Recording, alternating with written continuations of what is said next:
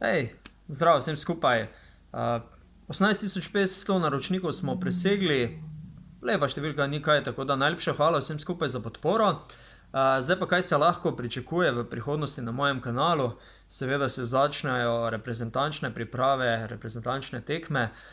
Zdajle, kar se tiče nekih highlightsov posameznikom z prijateljskih tekem, definitivno bomo kaj zbrali, morda ne takoj, mogoče se bom pojavil osebno v živo, na kakšnem srečanju ga bom malo pogledal.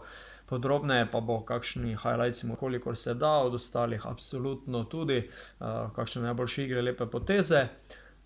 Sicer, kar se tiče samih kvalifikacij, bo zelo vprašljivo, zato ker FIBA in te njihove pravice so tako. Probamo pridobiti čim več stvari za kulisja.